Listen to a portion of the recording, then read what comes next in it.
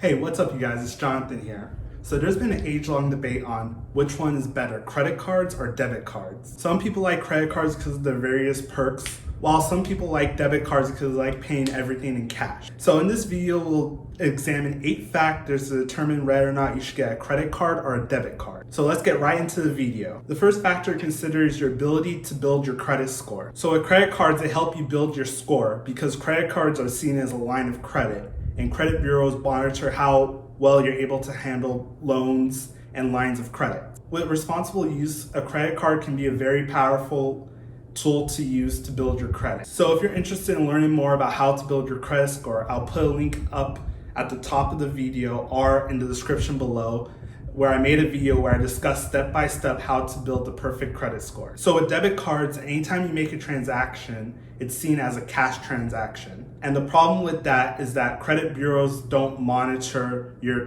cash transactions, only monitor your credit transactions. So for the ability to build your credit cards are the clear winner. Factor number 2, cashback and rewards points. So almost every credit card allows you to earn either cashback or rewards points on your purchases. This could be, and it could be in multiple different categories, including restaurants, hotel, travel, grocery shopping, you name it. There's probably a credit card that has a special rewards category. One of my favorite credit cards to use is the Amex Gold Credit Card.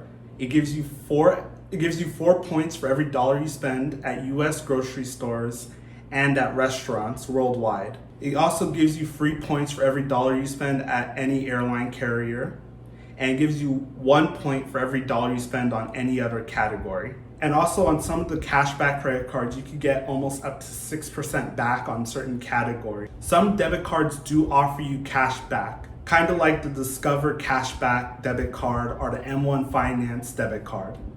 But usually the cashback they offer is a lot lower than some of these other credit cards, some of the credit cards that offer cashback rewards. So some debit cards every now and then, like the Bank of America debit card or the Chase debit card, will offer you some very high cashback rewards at with certain merchants.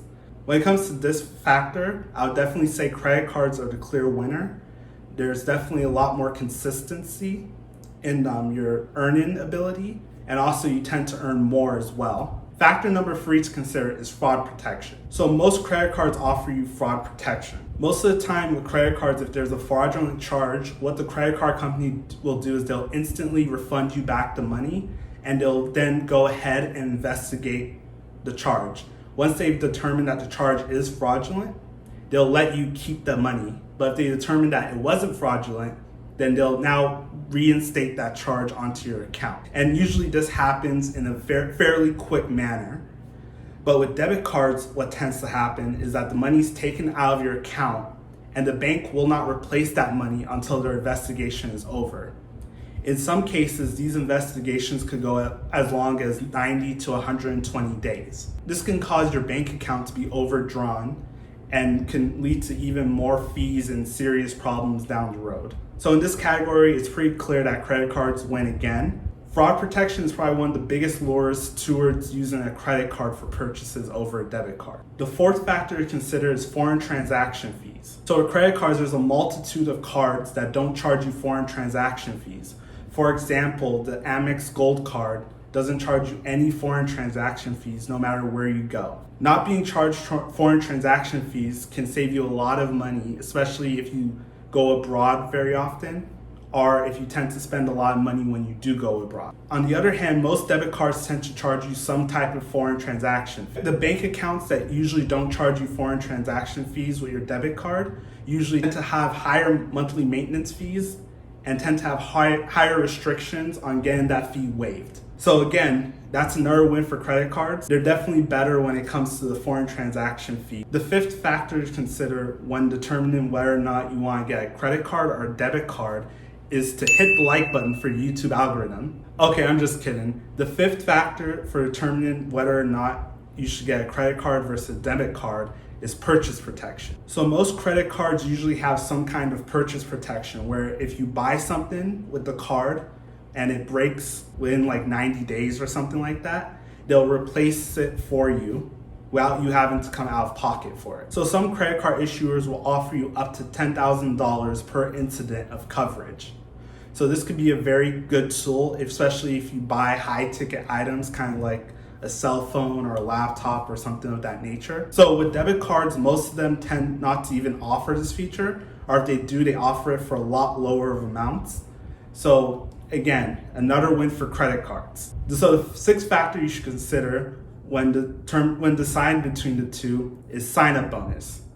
So with credit cards, almost every unsecured credit card comes with some sort of sign-up bonus. These sign-up bonuses could be valued up to almost $1,200. So for example, the Chase Sapphire Preferred offers you 60,000 points after you sign up and meet the minimum spend. 60,000 points, if redeemed at 2 cents per point, equals $1,200 worth of points that you just earned.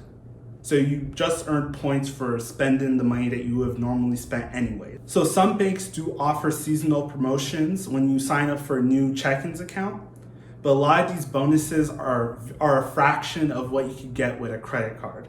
So again, another win for credit card. So the seventh factor to consider is chargebacks. A chargeback is basically when the credit card company will reverse a transaction on your account because the vendor didn't meet their ends of the bargain in your agreement. So with credit cards, you can request chargebacks, and credit card companies don't like working with fraudulent vendors. So they typically will be on your side while you go through this process. They'll reverse the transaction until the problem has been resolved. And usually the credit card companies will act very quickly in this manner. With debit cards, on the other hand, the bank is more reluctant to reverse cash transactions. And usually if they do, they won't do it until their investigation is over, sort of like what they do with fraudulent charges. So it could be a lot more difficult to get it done on a debit card, and it can also require you to go through more hoops and hurdles. So just for that reason alone, credit cards are a clear winner in this category. So the eighth factor to consider is debt. So credit cards allow you to carry a balance from month to month. Every day after the grace period that balance isn't paid, you have to pay the bank interest on the money. The interest rates on your average credit cards can be upwards of 15%. So it's not a very good idea to carry a balance on a credit card. Now, with a debit card, on the other hand, you can't carry a balance because you're using cash to cover the purchase. So with debit cards, you can overdraw your account, and that could lead to fees, and if it's too overdrawn, it can even lead to the bank closing your check-ins account and blacklisting you from their bank. So in both situations, whether it's credit cards or debit cards, it could be bad. So I would definitely say with this factor, debit cards are the clear winner because the damage with a credit card is a lot less than it would be with a credit card. After reviewing these factors, it seems that credit cards are a clear winner and that they have a lot more advantages versus a debit card. Credit cards allow you to earn rewards on your spending, protects you from accidental damage to any of your goods and fraud, and can also save you money in the long run. Because of this, I personally use credit cards for almost every single purchase I make. I also recommend that people use credit cards as well due to their fraud protection and their different perks that come with them. The only thing to keep in mind is to remember to pay your balance in full every single month.